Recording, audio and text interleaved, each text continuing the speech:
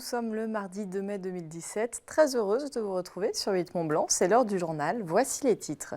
Alors que les prévisions d'abstention grimpent en flèche pour le second tour de l'élection présidentielle, le travail sur le terrain continue pour les militants. Il leur reste quelques jours seulement pour convaincre les indécis. Sébastien Germain les a suivis dans les bassins annéciens et chambériens. Nous irons ensuite sur les bords du lac d'Annecy. La 38e édition du marathon d'Annecy se tenait ce dimanche. En tout, 8500 participants se sont élancés basket au pied. Pauline Courceau nous propose une petite plongée dans les coulisses de cet événement majeur pour notre région. Dernière ligne droite avant le deuxième tour de l'élection présidentielle. Les camps des deux finalistes, Emmanuel Macron et Marine Le Pen, ne chôment pas pour convaincre les électeurs encore indécis. Sébastien Germain a suivi deux équipes à Crangevrier et Chambéry. Leur quotidien de militants, vous allez le voir, n'est pas toujours évident. Bonjour madame. Bonjour madame. Bonjour. Excusez-moi de vous déranger. Est-ce que vous avez choisi votre candidat pour le second tour ? Scène ordinaire d'une opération de tractage en pleine campagne présidentielle. Pour tenter de convaincre les nombreux indécis, les militants d'En Marche ont choisi Crangevrier. Car ici, au premier tour, Emmanuel Macron n'est arrivé qu'en 3e position, derrière Jean-Luc Mélenchon et Marine Le Pen. Le tractage sur les marchés, ça apprend l'humilité. Donc oui, on n'est pas forcément toujours bien reçu, mais on garde le sourire, on reste bienveillant, on respecte aussi les gens qui ne veulent pas forcément nous parler. Mais il y a aussi des gens qui veulent nous parler, il y a aussi des gens avec qui on peut discuter et on espère qu'ils iront voter pour nous au second tour. Dans cette dernière ligne droite de la campagne, le travail des militants s'avère donc décisif. Et à 5 jours du scrutin, certains ne comptent plus leurs heures pour prêcher la bonne parole. Tous les jours, quasiment, on doit être sur le terrain. Voilà, le deuxième tour n'est pas gagné et il faut qu'on aille vraiment chercher les gens un par un. On a besoin d'avoir une majorité largement au deuxième tour, donc on a besoin d'être sur le terrain, de convaincre les gens, d'aller dans des quartiers qui ne sont pas forcément favorables et c'est justement là notre défi. Au Front National, on a également choisi d'aller chercher les électeurs en terre plus ou moins hostile. Nous sommes à Chambéry, où Marine Le Pen n'a recueilli que 14,09% des voix dimanche 23 avril. Les rues sont plutôt clairsemées et la météo pas franchement clémente. Il faut donc trouver une certaine motivation. Moi, je me raccroche toujours à ce pourquoi je fais ça.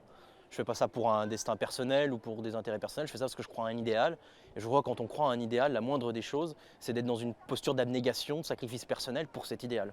Direction ensuite Barbera pour une opération de boitage dans un quartier résidentiel. Quelques 700 programmes de la candidate du Front National sont ainsi glissés dans les boîtes aux lettres. Ça fait partie du travail quotidien d'un militant politique qui doit faire défendre ses idées.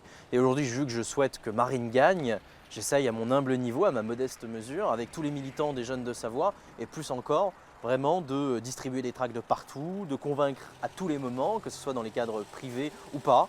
Et vraiment, l'objectif principal, c'est de faire comprendre aux Français qu'il y a ce choix-là, qu'il y a cette initiative-là. Réponse dimanche prochain dans la soirée pour savoir si le travail de sable des militants de Savoie-Mont-Blanc aura porté ses fruits auprès des électeurs. Et dans cette campagne, de nombreux élus ont exprimé leur souhait de faire barrage au Front National. Dernier en date, Éric Fournier, maire UDI de Chamonix.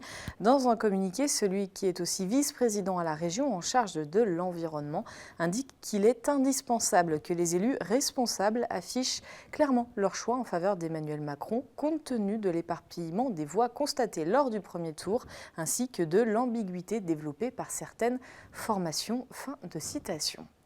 Et pour la journée de mobilisation traditionnelle du 1er mai, les syndicats étaient divisés dans la rue. La CFDT et l'UNSA ont fait le choix d'une mobilisation politique. Ils comptent bien peser dans la campagne d'entre-deux tours. Les syndicats appellent à voter Emmanuel Macron pour faire barrage également au Front National. À Annecy, ils étaient une petite centaine réunis place François de Menton. On écoute Christophe Roseraine. 1er mai exceptionnel qui nous inquiète, à prendre avec beaucoup de sérieux. Où, pour nous, il fallait être absolument dans la rue. Lorsqu'il s'agit de se confronter au Front National, de toute façon, il n'y a pas à réfléchir. Pour notre organisation depuis toujours, il s'agit de faire barrage au Front National. Aujourd'hui, on n'hésitera pas une seule seconde à mettre le bulletin dans l'urne pour Emmanuel Macron. Même si le lendemain, nous serons les premiers à nous confronter à lui si ce qu'il propose n'est pas conforme à nos valeurs. Et à quelques centaines de mètres, autre rassemblement, autre positionnement. La CGT, Force ouvrière et solidaire ont défilé dans les rues d'Annecy en rejetant le Front républicain dans le cortège des militants de lutte ouvrière de la France insoumise et du nouveau parti anticapitaliste. Ils étaient près de 250 à marcher dans les rues pour se faire entendre. On écoute le secrétaire général de l'Union locale CGT d'Annecy. Il réagit à ce positionnement. Pas de confusion, pas de confusion. Le Pen, c'est le fascisme, c'est le néofascisme. Macron, c'est le néolibéralisme.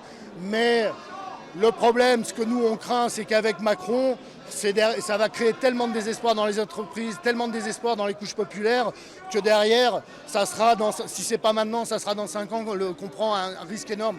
Parce que les responsables aujourd'hui de Le Pen au deuxième tour, c'est bien ceux qui ont renié toutes leurs promesses. C'est pas la même chose, mais par contre le danger est énorme d'avoir Macron comme président parce que c'est la porte ouverte à Le Pen derrière. Nous, ce qu'on appelle, c'est les salariés à se mobiliser dans leur entreprise, de porter. Nous, on ne croit pas à l'homme providentiel. La seule force, c'est les salariés qui l'apportent eux-mêmes en s'organisant dans les entreprises. En bref, que la météo de ces derniers jours ne vous trompe pas, la sécheresse est bel et bien là. La préfecture de Haute-Savoie vient de passer le département en niveau d'alerte et des mesures de restriction vont être prises à compter de demain. Il est interdit de laver sa voiture hors des stations professionnelles ou encore d'arroser les espaces verts au cours de la journée. Ce déficit pluviométrique est constaté depuis l'automne dernier. Un mot sur le futur pôle métropolitain du Genevois français. Il doit réunir les 8 communautés de communes qui longent la frontière, de Thonon au pays de Gex en passant par Bonneville et Bellegarde. Le préfet a officialisé la création de ce pôle métropolitain à compter du 1er mai 2017. 400 000 habitants vivent sur cette nouvelle unité territoriale à cheval sur les départements de l'Ain et de la Haute-Savoie. Le premier conseil métropolitain aura lieu ce vendredi 5 mai. Au programme, l'élection du président. On aura l'occasion d'en reparler dans ce JT. On parle sport maintenant avec ce rendez-vous incontournable pour les amateurs de course à pied. Ce dimanche avait lieu le marathon d'Annecy, 42 km 195 au bord du lac pour les 3100 marathoniens. C'est un record. Le premier homme est kényan et l'emporte en 2h12 minutes et 33 secondes. Mais le marathon, ce sont aussi des amateurs et 600 bénévoles mobilisés pour que tout se passe bien. On vous emmène dans les coulisses de l'événement avec Pauline Courceau.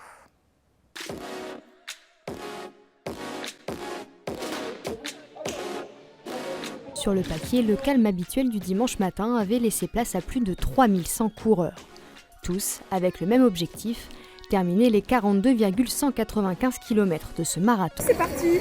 Allez, je ne sais pas si c'est vraiment le top départ, je n'ai pas mis le chrono. Bon, ça va le faire. Une fois les compétiteurs partis, en coulisses, ça s'active. Il faut préparer les sacs avec la nourriture et surtout... on est en train de préparer des capsules et des bouteilles pour les compétiteurs, pour les participants. Mais ça dure depuis hier après-midi déjà. On a déjà préparé tous les sacs.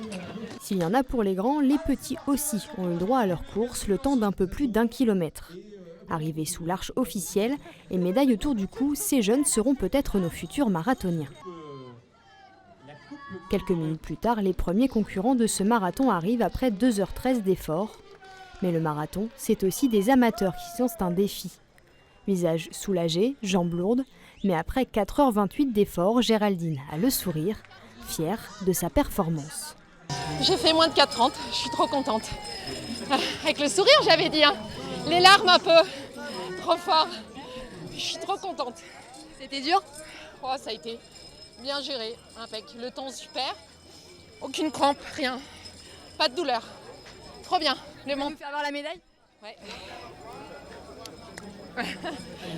Une médaille qui vaut toutes les médailles d'or du monde pour tous ces finishers, comme on les appelle. Des gens souvent un peu fous, et ça, c'est eux qui le disent. Un mot maintenant pour rendre hommage à Wellestek, celui qui était surnommé la machine suisse, a fait une chute mortelle de 1000 mètres lors d'une ascension d'acclimatisation près de l'Everest ce week-end. Charpentier de formation, Wellestek était un des rares alpinistes de sa génération à vivre de son art. Il avait remporté un piolet d'or à Chamonix en 2014 pour son solo de 2013 à l'Annapurna. Et on se quitte avec quelques images d'une création atypique pour aller jusqu'à la fin de ce journal. Le metteur en scène Moïse Touré, artiste associé de Bonlieu Scène Nationale, porte depuis 2 ans un projet artistique collaboratif. Une 50aine de femmes du bassin arnécien de 22 nationalités différentes y participent. En répétition, vous le voyez depuis quelques jours sur le grand plateau. Elles proposeront une seule et unique représentation à Bonlieu demain, mercredi, de Promesse Factory. Merci à Jean-Paul Crespi pour ces images. C'est la fin de cette édition. Merci à toute l'équipe. Merci à vous de votre fidélité. Juste après ça, nos programmes continuent. Dans un quart d'heure, retrouvez Débattez-vous avec Alexis Olivier Briglio, une émission consacrée à l'élection présidentielle. Passez une très belle soirée.